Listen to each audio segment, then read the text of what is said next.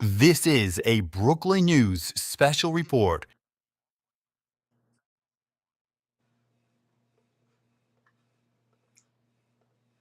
Hi, everybody. Good to be with you. I'm Jackson Mitchell, joining you live here from Brookland News headquarters here in Brooklyn, Arkansas. It's a pleasure to be with you. That's a live look at the White House because just moments ago, President Donald Trump took questions from the Oval Office. We are working to get that feed here into our newsroom here, so we're going to try to get that for you.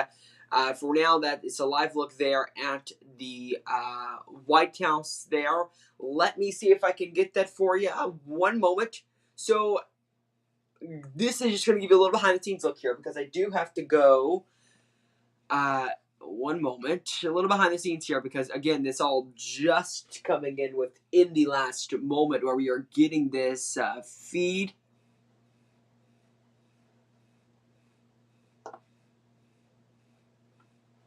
And I apologize, it's just really hard to see my mouse here, so let me...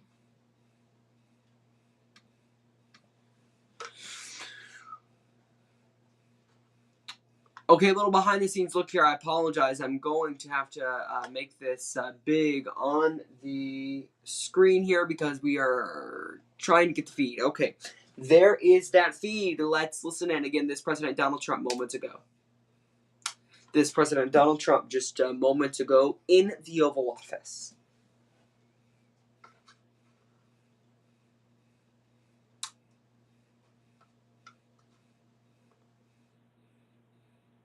Okay, maybe some technical difficulties there.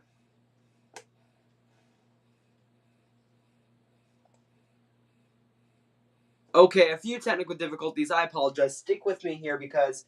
Stick with me. We are going to have this for you. I'm sorry. This is what live television looks like coming on the air with breaking news and then something like this happening where I have to show you guys what it actually looks like to get these feeds onto your screen. So if you'll stick with me here.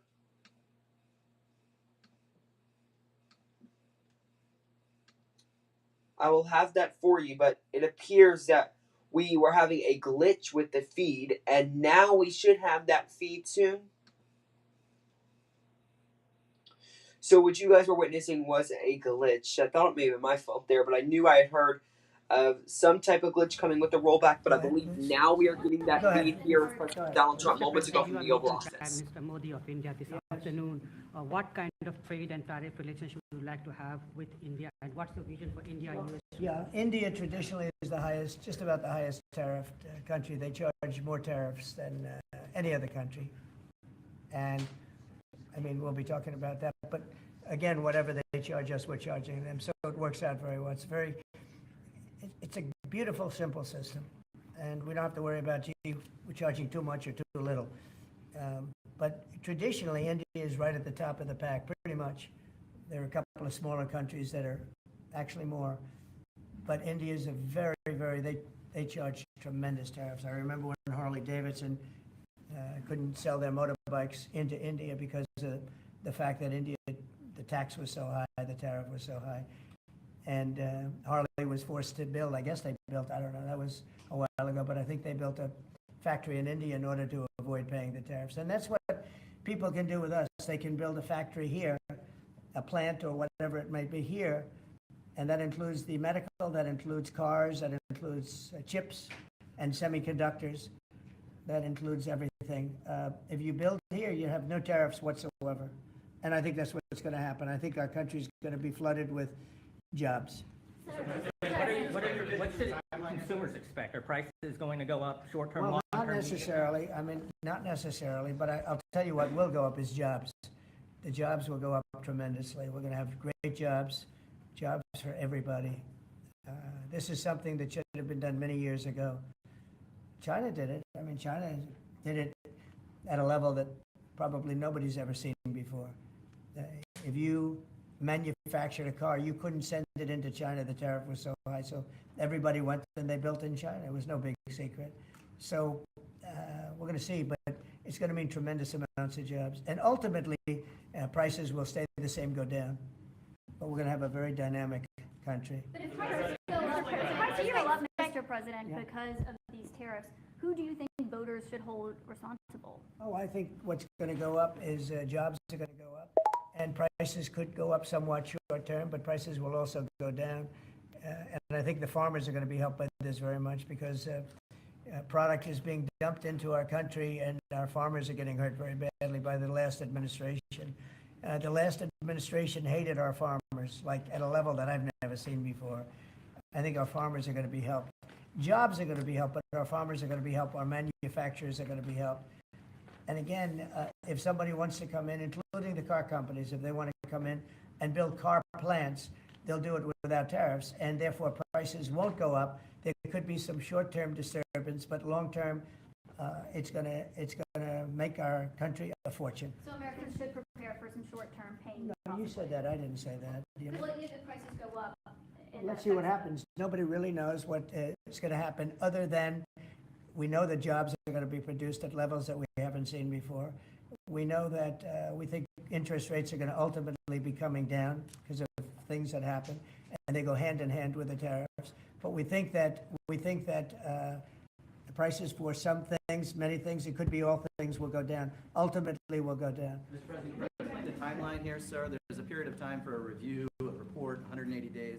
What's the earliest date that you think tariffs will actually be implemented in next? Well, I would say, maybe I'll ask Howard to answer that, because he's going to be the one that's implementing. What do you think?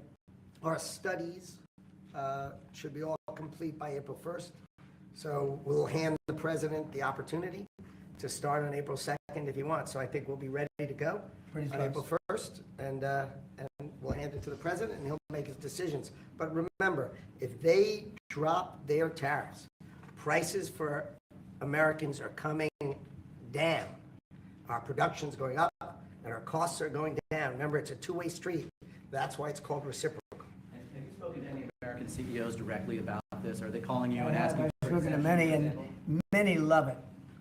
And they say this is going to be the thing that makes our country really prosperous again. And this is going to be what pays down to $36 trillion in debt and all the other things. And this is going to be, this is an amazing day. I think this is going to be a very big day, and in a very positive way for our country. Yes, please. Mr. President, you've talked about the VAT and the EU before, and your concerns with how the EU treats you. Do you have a number in mind on the European Union? Do you have an idea where that number is going to land? Well, what they are now is they have a 20% VAT tax, which we're considering to be similar or the same as the tariff.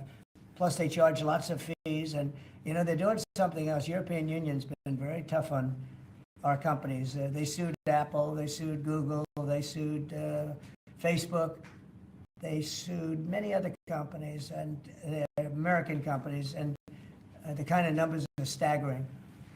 And the court system over there is not very good to our companies. If you know that Apple had to pay, I think, $16 billion in a penalty, a court case that was really shocking because most people thought they would have won that court case, people that watched it. So they've been very tough. Airlines have called me up and they said, could you help us with Europe because they're charging us so many different fees. I got a call from the head of American, United, and other airlines saying, every time we land a plane, we get just absolutely killed by the European Union. And so they haven't been treated as good. We think the European Union is wonderful. We all love Europe, love the countries in Europe. But European Union has been absolutely brutal on trade.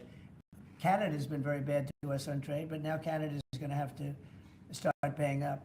And Canada's been tough on the military because they have a very low military cost. They think we're going to, protect them with our military, which is unfair. So Canada's going to be a very interesting situation because, we just don't need their product. And yet they survive off the fact that we do 95% of what they do. And Canada is just absolutely, I say it, and sometimes people smile, and sometimes they say, great idea, but Canada, their taxes would come down greatly, their security would go up greatly.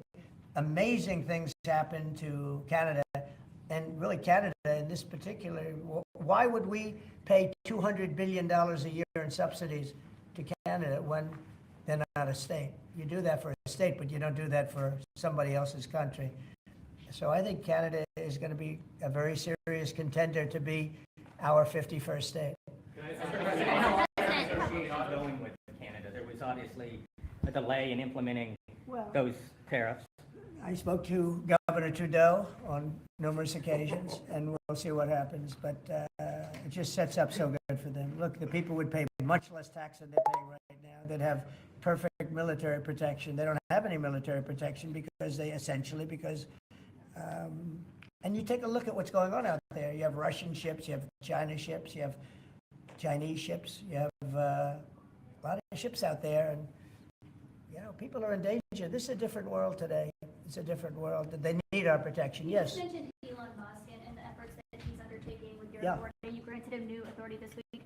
Will he secure any new government contracts while he is working on DOGE? No, not if there's a conflict. If there's no conflict, I guess what difference does it make? But we won't let him do anything having to do with a Are conflict. you personally checking to make sure there's no conflicts of interest? Yeah, I am. I am. He answers to you. Sure, he does. First of all, he wouldn't do it, and second of all, we're not going to let him do anything where there's a conflict of interest. Mr. President, your negotiations with the EU there's discussions ongoing already. How quickly do you expect that you'll hear back from them about any of these other measures? I can't tell you, yeah.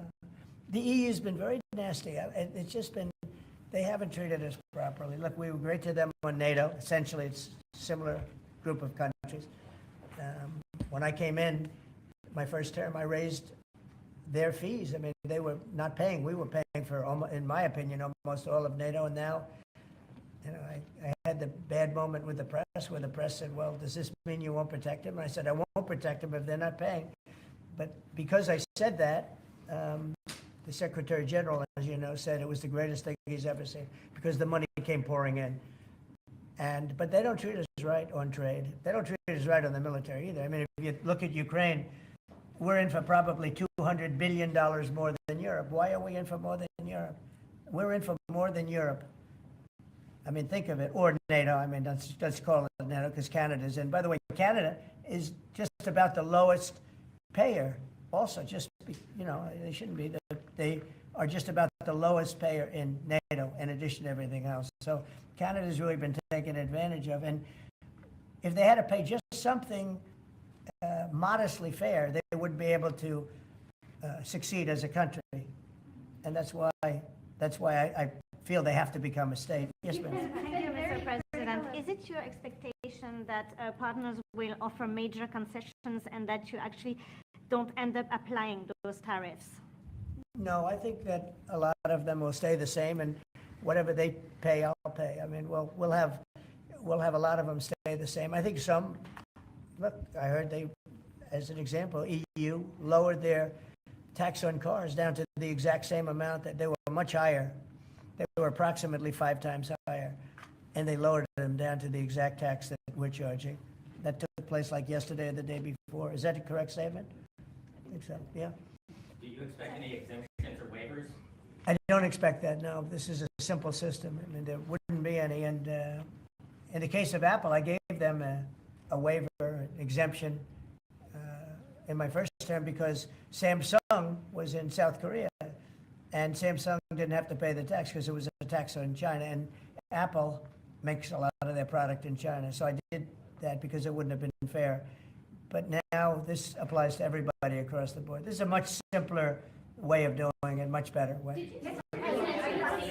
You had that major call yesterday with President Putin of Russia. President Zelensky responded today basically saying any agreements they won't accept unless they're made with Ukraine. Will Ukraine have a seat at that table for those negotiations? Of course they would. I mean, they're part of it. We would have Ukraine, we would have Russia, and we'll have other people involved too.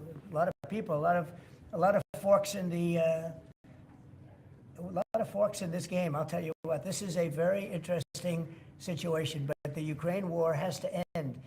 The young people are being killed at levels that nobody's seen since World War II, and it's a ridiculous war, and it has to end. We had a good talk with President Putin. I had a good talk with President Zelensky, very good talk. And somebody said, oh, I should have called Zelensky first. I don't think so. I mean, we have to find out whether or not Russia wants to make a deal. I know that Zelensky wants to make a deal because he told me that. But I now know that Russia wants to make a deal. Did you ask Secretary Hexet to walk back his comments yesterday saying Ukraine won't join NATO and won't go back to pre-2014 borders because those are bargaining chips you could use? No, I didn't. Somebody told me to, but I thought his comments were good yesterday, and they're probably good today. They're a little bit softer, perhaps, but I thought his comments from yesterday. I thought his comments yesterday were pretty accurate. I don't see any way that a country in Russia's position could allow them, just in their position, could allow them to join NATO. I don't see that happening. And long before President Putin, Russia was very strong on the fact that I believe that's the reason the war started. Because Biden went out and said that they could join NATO, and he shouldn't have said that. As soon as he said that, I said, you know what? You're going to have a war now, and I was right about that.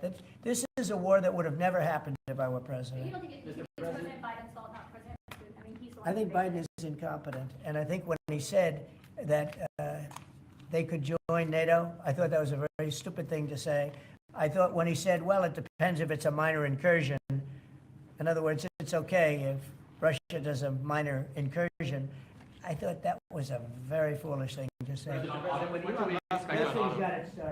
The other thing that got it started was how badly Milley and these stupid people, bad generals, how badly they did with Afghanistan. I was going to pull out, but we were pulling out with dignity and strength, and we were going to take our equipment with us and everything else. They are, I mean, what they're doing is, what they did with that, I think Putin looked at that mess and he said, wow, this is a great time, I'm going to go in. But what the Americans said, I'm not blaming Americans, but I will say what they said had a big influence on his deciding to go in. Yeah. When Elon Musk met with Prime Minister Modi earlier today, did he do so as an American CEO, or did he do so as a representative of the U.S. government? Are you talking about me? No, Elon Musk. Elon, I don't know. They met, and I assume he wants to do business in India. But India is a very hard place to do business in because of the tariffs. They have the highest tariffs just about in the world, and it's a hard place to do business. No, I would imagine he met possibly because he's running a company. He's doing this as something that he's felt strongly about for a long time because he sees what's happening and he sees how the country is really being hurt badly by all of the fraud, waste, and abuse. Yeah. So how does Modi know whether he's meeting with a CEO or meeting with a representative of your government? Well, he's meeting with me in a little while, so I'm going to ask him that question. All right? I'll ask him that question. Yeah. What should we expect, sir? You mentioned obviously steel and aluminum and pharmaceuticals. What are you thinking about auto tariffs? We haven't talked about that much. I think autos are coming soon. I think they're all coming more or less at the same time. And it's not going to be a big shock to the system. But what it's going to do is it's going to bring pharmaceuticals back to our country. Much more important than the money. It's a lot of money, but it's going to bring pharmaceuticals back to our country. It's going to bring chips back to our country. It's going to bring automobile. We're going to do a lot more automobile manufacturing in our country. When I did this, when I announced this during the campaign, they were going to build the largest car plant in the world in Mexico. It was almost under construction. It was just starting. And when they heard me make that statement, and they thought I was going to win the election, actually, it was a few months before the election itself. China was building the car plant. It was going to be the largest in the world. They immediately stopped construction. You can see the foundations there. They immediately stopped. When they heard I was doing this, that would have destroyed Detroit. It would have destroyed Michigan. This plant would have taken up more than almost the whole state built. And it would have been very destructive. When they heard me speak, and they said, "Wow, if he gets in, we're gonna lose our shirt." So they stopped building. That's the impact that tariffs have. Again, I say it, and I say it gladly. It's the most beautiful word. But now I say religion, love, and a couple of other things are more beautiful because I got in a lot of problem with the fake news when they said, "Oh, other things are more important. God is more important." But these are the words. But I would say it's number 4 or 5. To me, it's the most beautiful. And I'll tell you what, I think really reciprocal tariffs, those 2 words, reciprocal makes tariffs really fair. There should be no exemptions, right? It would be all auto imports? Any exemptions, no, because you don't need to. With reciprocal, you don't need to. Just arrived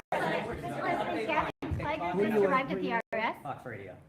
Do you have an update on the TikTok negotiations? and Yeah, kind of- we have a lot of that people. Timeline's running out. Sure, well, I have 90 days from about 2 weeks ago, right? And I'm sure it can be extended, but let's see, I don't think you'll need to. We have a lot of people interested in TikTok, and I hope to be able to make a deal. I think it would be good. You know, people have learned it's very popular, and we'll have to probably get approval from China to do it, but we have a lot of people that are interested, and a lot of people, I think China will be interested because it's to their benefit too.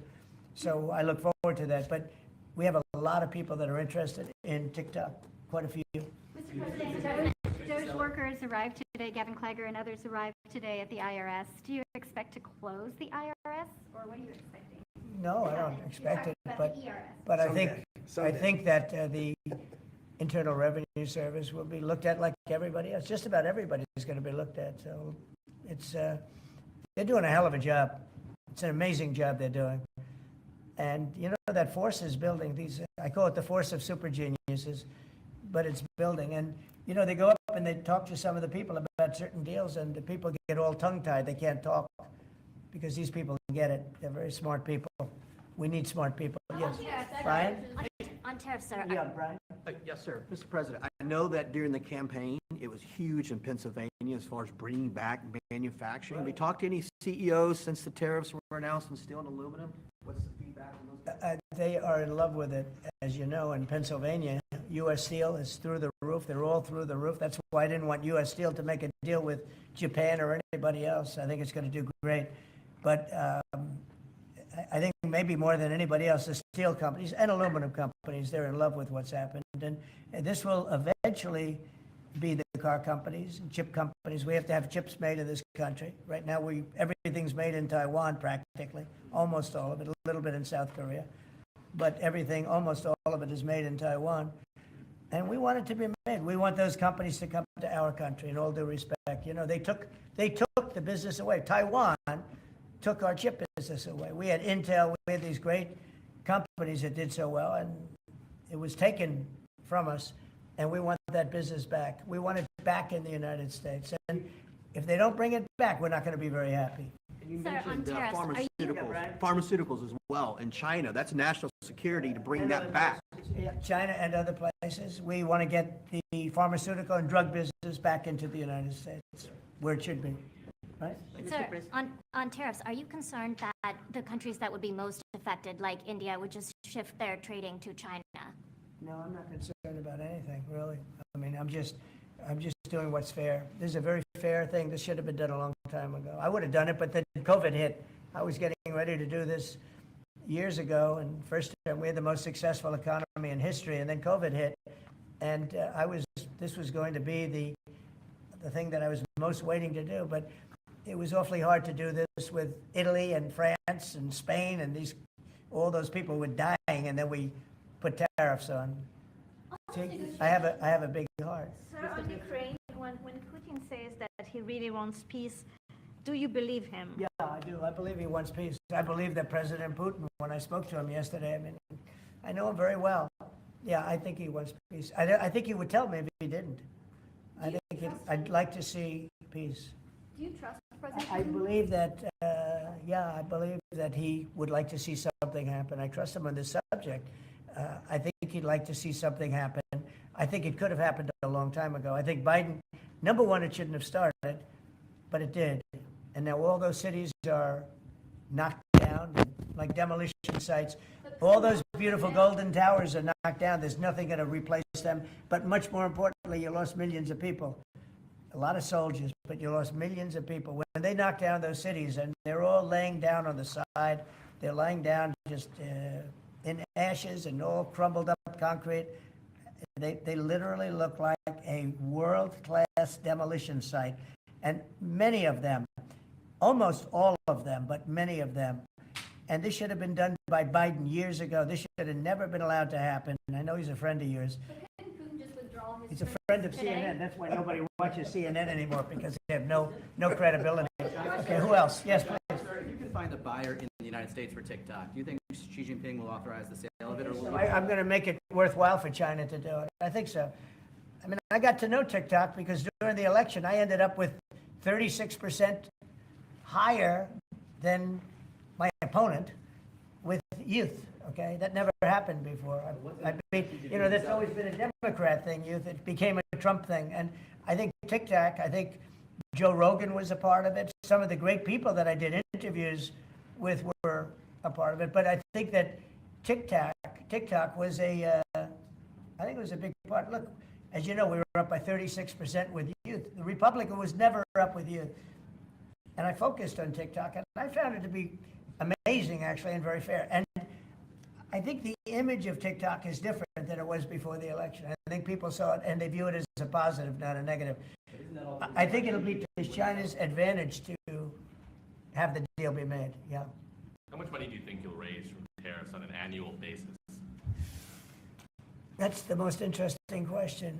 I think it'll be a staggering amount. It will be the external, I call it the External Revenue Service. That was a name that was devised by a few of us, but I think it's going to be a staggering amount. We've heard the number 1 trillion floated in meetings with senators. Is that a number you've thought of? I don't know, but already the Senate's saying, well, wait a minute, you know, they're looking at some of the numbers and they're saying, whoa, look, we want to, I say America first, I say make America great again. That's what we're doing. I think it's the most important thing I've signed. I've signed some very important things. Right to try was so important. I mean, a lot of important things. Space Force, the biggest tax cuts in history. You know, this could be one of the most important things that we've ever signed. Do you expect the Russians and President Putin to attend the summit in Saudi Arabia? Eventually, yeah. Not quite yet. It's a little early. They're having a meeting in Munich tomorrow. Russia is going to be there with our people. Ukraine is also invited, by the way. Not sure exactly who's going to be there from any country, but high-level people from Russia, from Ukraine, and from the United States. Do you want to have Russia back to the G7, sir? I'd love to have them back. I think it was a mistake to throw them out. Look, it's not a question of liking Russia or not liking Russia. It was the G8. And you know, I said, what are you doing? You guys, all you talk about is Russia, and they should be sitting at the table. I think Putin would love to be back. Obama and a couple of other people made a mistake, and they got Russia out. It's very possible that if that was the G8, you wouldn't have had the problem with Ukraine. And if I was president, you definitely wouldn't have had the problem with Ukraine. Russia would have never attacked Ukraine. But you asked a very good question, the G8. It used to be the G8, and then these people threw them out. And I was arguing with Trudeau and with numerous of the people. Actually, Prime Minister Abe, a great man from Japan, agreed with me 100%, and some of the others did too. But I got there, it was the G7, as you know. They had already been terminated. I think it would have been very helpful, and it still would be helpful to have Russia be a part of that mix. And I think if they were, I don't think you would have had the problem that you have right now. Russia kicked them out, part of the G20. They kicked them out, of course, because they illegally annexed Crimea. I mean, how would you have responded if Russia invaded or took over? They took Crimea during Obama. They took, well, now they're looking to take the whole thing. Then they took a big chunk of land and people, as you know, during Bush. And now they're trying to take the whole thing during Biden. You know, the only one that didn't give them anything is Trump. They never took anything with Trump. Nothing, not 2 inches of property of land. But Crimea was Obama. And then Bush gave them a lot, if you remember. And then, in fact, it's a sort of a standard little phrase. And Biden's giving them everything because this is a war that shouldn't have been had. And the only one that didn't give them anything is Trump. That's the way it is. What's the message from Wall Street about these tariffs? So there's been some nervousness on Wall Street about the impact. I mean, there hasn't been very much. And I think it's going to make the United States stronger. And in many ways, it could make other countries stronger, too. You know, other countries want to have a strong United States. They want to have a strong America. And I think it's going to make us very, very strong, much stronger. And we have a lot of work we're doing on the military. On the military already, I've authorized some contracts to be built that are very substantial. We're building the greatest equipment in the world. We have the greatest military equipment in the world. We're building it. At some point, when things settle down, I'm going to meet with China, and I'm going to meet with Russia, in particular, those two. And I'm going to say, there's no reason for us to be spending almost $1 trillion on military. There's no reason for you to be spending $400 billion. China's going to be at 400 billion. We're at $1 trillion. We're going to be at close to $1 trillion. And I'm going to say, we can settle this on, we can spend this on other things. We don't have to spend this on military because, and I'm going to be meeting with China. You know, we were trying to de-escalate nuclear, and I was in a position where Russia had agreed and China had agreed we were going to start, and then we had a rigged election, so that never took place. But this one was too big to rig. We won by so much that it was too big to rig. You want to do the China meeting in the United States, or would you travel to China for that? For what? A China meeting. Would you do that here or I there? tell people all the time, you know, the question is who's going to have the first meeting, where are you going to, I say this to Putin, to President Xi, I say to everybody, never bothered me, you know, I'm willing to say I'll go first. It doesn't matter. It's the end result that counts. So it doesn't make any difference. When do you want to have a conversation about global defense spending, you, China, Well, I'd Russia? like to have that, as soon as things settle down, I'm going to have that conference, primarily with China and Russia, because those are the two that really are out there. And we're going to have them spend a lot less money, and we're going to spend a lot less money. And I know they're going to do it. They agreed to it. We were talking about denuclearizing, and President Putin and I agreed that we were going to do it in a very big way. There's no reason for us to be building brand new nuclear weapons. We already have so many. You could destroy the world 50 times over, 100 times over. And here we are building new nuclear weapons, and they're building nuclear weapons, and China's building new nuclear weapons, and China's trying to catch up because, you know, they're very substantially behind, but within 5 or 6 years, they'll be even. And we're all spending a lot of money that we could be spending on other things that are actually, hopefully, much more productive. Hopefully, there'll never be a time when we need those weapons. If there's ever a time when we need nuclear weapons, like the kind of weapons that we're building and that Russia has and that China has to a lesser extent, but will have, that's going to be a very sad day. That's going to be probably oblivion. Do you see that as separate conversations, or do you see one giant summit with you, Xi Jinping, and Vladimir Putin? Yeah, I could see that. Let things calm down a little bit. You know, when I left, we had no Middle East problem. We had no Russia going into Ukraine. They never would have done it. Putin never would have done it. And I came back, and we got like the whole world is blowing up. So when we straighten it all out, then I want to have one of the first meetings I want to have is with President Xi of China, President Putin of Russia, and I want to say, let's cut our military budget in half. And we can do that. And I think we'll be able to do it. If Elon Musk identifies wasteful spending in the Defense Department, defense contractors and the like, are you willing to go after that spending as well? We have to go waste, fraud, and abuse. Yeah, and we're doing that.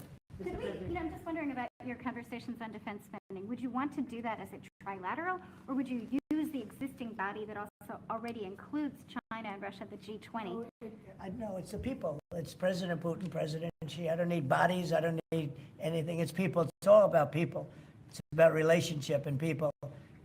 And, you know, I've had a good relationship with President Putin. I've had a good relationship with President Xi. It's about people.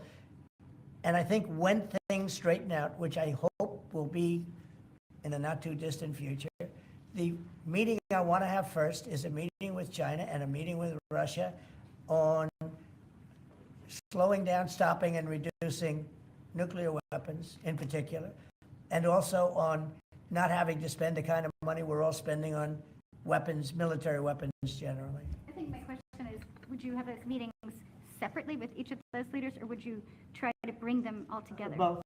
You start off separately, and that's what was happening. I was dealing with President Putin. We had really an understanding where we were going to denuclearize.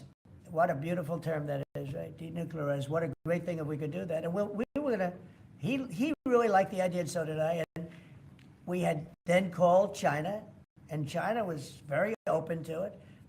And then COVID hit, and then we had a rigged election. But now there was no rigged election. Now we have an election that was too big to rig. That's what my whole theme was, too big to rig. And they tried, but they didn't pull it off. Sir, as part of the reciprocal tariffs, would you also direct agencies to study the impact they would have on prices in the U.S.? No, there's nothing to study. there's nothing to study. It's going to go well. The United States is going to become a very, very strong economically country. Yeah. Mr. President, in the past you have spoken against BRICS. India is part of BRICS. Do you want to dismantle BRICS, or you want to US want to be part of it? I don't care, but BRICS was put there for a bad purpose, and most of those people they don't even want to talk about it now. They're afraid to talk about it because I told them if they want to play games with the dollar, then they're going to be hit with a 100% tariff the day they mention that they want to do it, and they will come back and say, we beg you not to do this. BRICS is dead since I mentioned that. BRICS died the minute I mentioned that. And I remember when Obama and Biden in particular, I guess he said that, they have us over a barrel. They don't have us over a barrel. We have them over a barrel.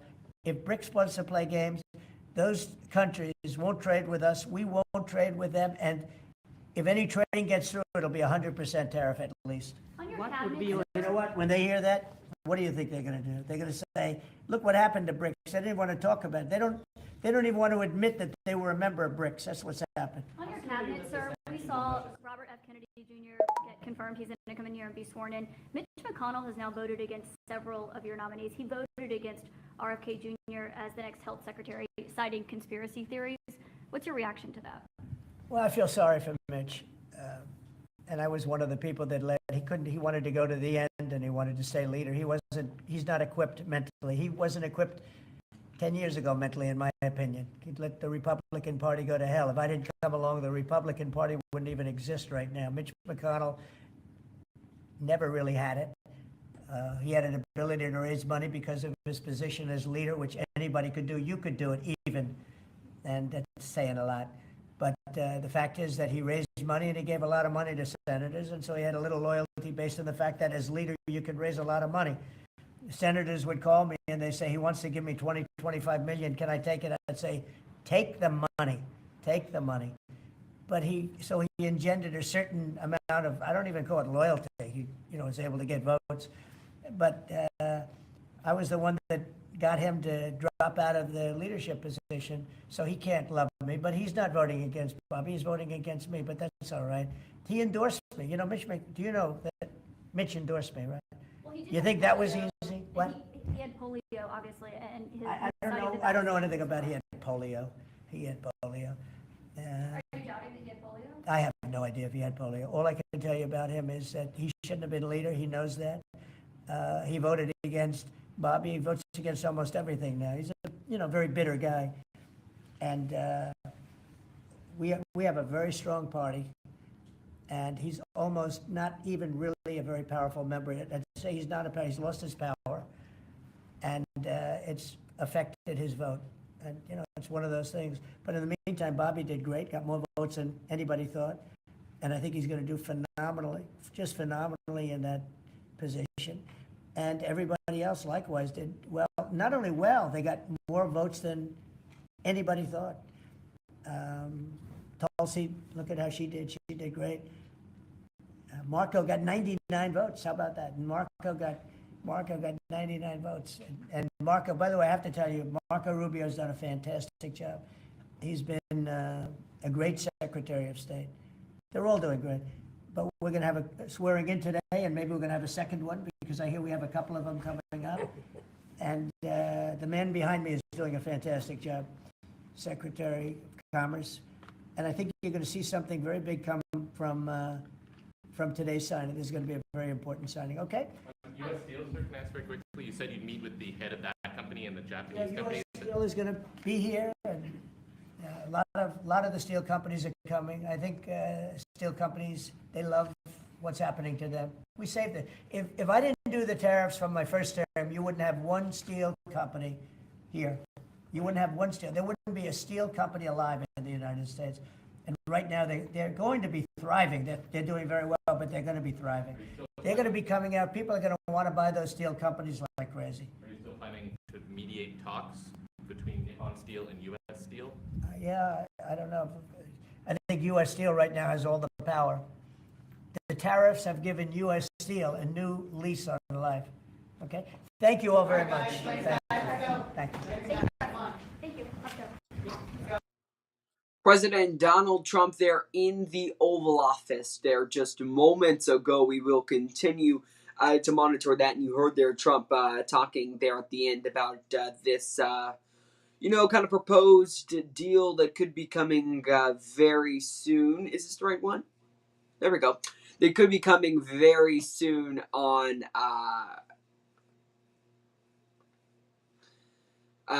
I should say, this new executive order, apologies, about reciprocal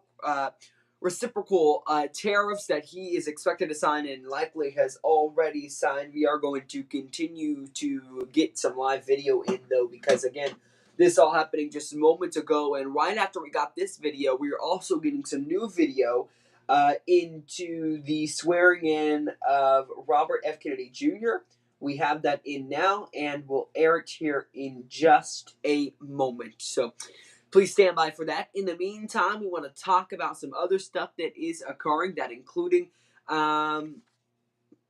what Trump said there just now in the Oval Office. We're signing those reciprocal tariffs. Talking about manufacturers can just build in the U.S. to avoid these tariffs. Trump going back and saying what he has said, I guess, multiple times now, that there will be, quote, short-term, and I'm going to unquote here, pains with these tariffs, but he says that the fix here would be these manufacturers just coming to build in the United States. Trump going on to say, quote, we just don't need their product, continuing his suggestion that Canada should become the 51st state, saying that we treat them as if they are one of our states, so why don't they just become one of our states? A question here, he answers to you. We're talking about Elon Musk, some controversy that's been going on now for so long with Elon Musk in the government. What exactly is his position? What does he do? And why is he there, and is he getting paid, and what are his motives? So many questions with Elon Musk there. So, journalist asking, he answers to you, talking about Elon Musk. Trump there, one word answer, yes. He says NATO doesn't treat the United States rights, nobody paying their fair share, something that Donald Trump worked on so much in his first term, saying the United States should not just be protecting everyone and paying all of this money into NATO, and that other countries should be doing the exact same. So that all just coming in within the last few moments here. Apologies for getting the feed ready because we're going to go listen to RFK Jr. being sworn in just a moment.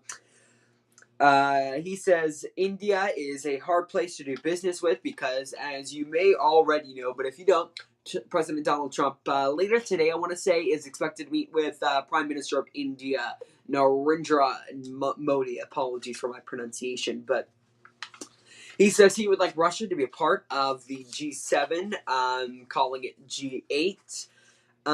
So saying that he doesn't know why they left, as throughout the entire G7, he says it's often that Russia is brought up. He talks, he was asked a question there at the very end about Mitch McConnell, the former Senate leader of the Republican Party, who, kind of bitter, as Trump said. I would also like to kind of say that, kind of bitter here because Trump has attacked his wife, attacked pretty much everything about him, saying, quote, he's not, I'm not going to quote it here, but paraphrasing what Donald Trump just said there in the Oval Office, he's not mentally equipped, and saying that Donald Trump saved the Republican Party. Quote, not voting against Bobby, he voted against me, because he was asked a question as to him voting against Robert F. Kennedy Jr., who Trump refers to as Bobby, which is also a name that he goes by there. So, Trump also saying he's no longer powerful. So earlier in the Oval Office, I really should say just moments ago, more coming from the Oval Office, we're getting a feed into Robert F. Kennedy Jr. being sworn in. We want to go to that now as we continue our Brookland News special report. Here it is now.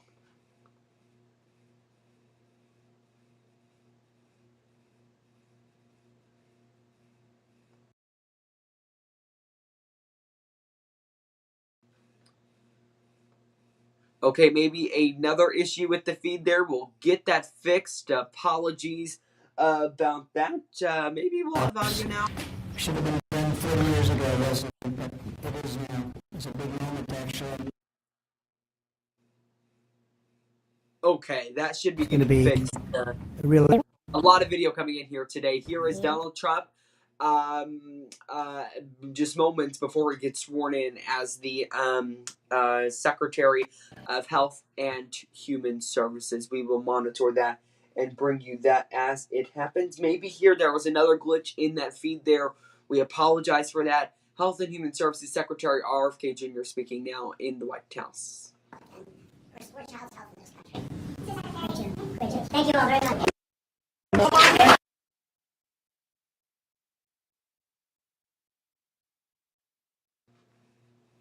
Okay, so as you may know, with these feeds that we get in, there are technical difficulties due to the fact that they are just coming in. So this is just moments ago in the Oval Office. We will monitor that and wait till that feed gets fixed, and then we'll listen back in here. Robert F. Kennedy Jr. Just earlier today, actually being confirmed in the Senate. See a lot of feed trouble there. Apologies. That is from other. So how this all works, I should say, before I go on about what I was just saying there, how this all works is it's really hard for TV companies and networks to go live in the Oval Office. Of course, it is possible and it does happen, but there's a lot of cords that have to be ran through the hallways to get to TV, to networks like us, and then to the cameras inside that room. So oftentimes there are technical difficulties because what you are seeing is the minute that this footage is being put into a system to get it all out to us. So there is some technical difficulties that often come with this, but due to the fact that I'm one person, as I was reporting that, was waiting for this to come up. It came up, and there are having some technical difficulties there. So I apologize. I can't watch and talk really. Well, I can watch and talk, but I can't watch a whole other feed and talk about something totally different, if that makes sense. So we are waiting for that feed to be fixed. So that's kind of how that works and why there's some technical difficulties and why everything is kind of recorded earlier before we see it. So we also have these things called pull reports, which are reporters kind of talking in a document to the other members of the press. So people in the studios can know what's happening and things of that nature. So that is also happening inside that room. And sometimes there's mistypes and things of that nature. I even see those sometimes when I see the reports, of course. So we're going to continue to watch that as we wait for this feed to come alive. It appears still maybe some technical difficulties. We'll see if we can't get that fixed and get it to where we have. Of course, a look live. So we do now have a fix into that feed. Live out to the White House as President Donald Trump speaks on Robert F. Kennedy Jr., who was just voted by the Senate today to be confirmed as the Health and Human Services Secretary under the Trump administration. Let's listen in. He had tremendous support, unbelievable support, and I think a lot of that support came my way when we decided to do a little merger, and it was really great, and it was very loyal, incredible people. They believe in him so strongly, because he's a fierce advocate for the health of our children and for the values of free speech, democracy, and peace. And people are going to be very impressed, I have no doubt. I've known him a long time. He's been a friend of mine a long time. Perhaps most importantly, though, Bobby created a nationwide movement made up of millions and millions of mothers and fathers and young people and concerned citizens of every background who want to end and this horrible chronic disease crisis that exists in America. He's absolutely committed to getting dangerous chemicals out of our environment and out of our food supply and getting the American people the facts and the answers that we deserve. After years in which our public health system has squandered the trust of our citizens, and they really have. They don't trust us. They don't trust anybody, frankly. They've gone through hell. There's no better person to lead our campaign of historic reforms and restore faith in American health care. Bobby's going to do it. The United States spends more money in health than any other country on earth. but we're growing sicker every year. We're not as healthy as countries that spend just a fraction of what we spend, so there's something wrong. He's going to figure it out. In recent decades, we've seen staggering increases in cancer rates across all age demographics, including more than 40% increase in childhood cancer since 1975. Who can believe that? And an explosion in other chronic childhood illnesses. Not long ago, 1 in 10,000 people, children, had autism. Now it's 1 in 36. Think of that. 1 in 10,000. 1 in 10,000. Now it's 1 in 36. Who can believe that? There's something wrong. There's something wrong. And I think it's something that can be found out. In 2022, more than 40% of children had at least one chronic health condition, and today nearly 80% of young adults do not qualify for military service, in large part for health reasons. Think of that, 80%. Something is wrong, and that's why immediately after Bobby is sworn in, I will be signing an executive order establishing the President's Commission to make America healthy again. We have some great people on that commission. Chaired by our new secretary, this groundbreaking commission will be charged with investigating what is causing the decades-long increase in chronic illness, reporting its findings, and delivering an action plan to the American people. And it's going to be a plan that people are really waiting to hear. Bobby, I want to thank you. You've gone through a lot. It's taken great courage. You've been amazing, actually. I'd call him and say, "You're going to be okay." And he said, "I know, I really do." He's really been supported amazingly by Cheryl and his family. And it was very tough. It was a very nasty group of people that were after him, but he was tougher and he was smarter than they are. And that's why he's here today. There are very few people that could have withstood the assault, but he was able to. So I just want to congratulate you, and we have a very special person here to swear you in, a man that I think has done just, I think he's just an amazing man. As you know, and he's a member of the Supreme Court in extremely good standing. He's highly respected by everybody, and I didn't know, are you two friends or something, or did this just happen to be this just happened to be the luck of the draw? What happened? I reached out to him. Did you reach out? Well, you reached out to a very good man. So please, if you would, thank you very much.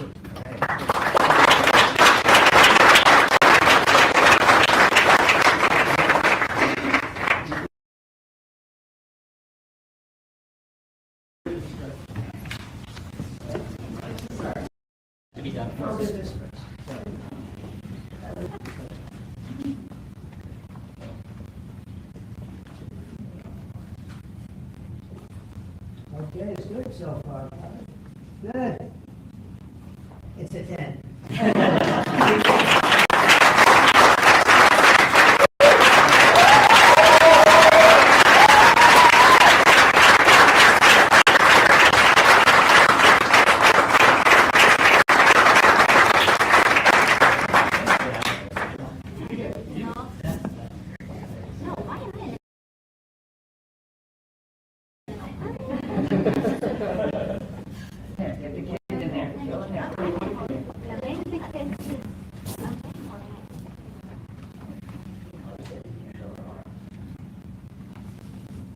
Over here, please.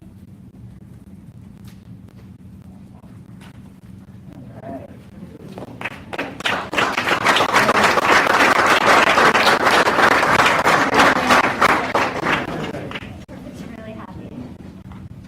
Would all the family like to join? Yes, sure. All right. Please place your left hand on the Bible and raise your right. Repeat after me.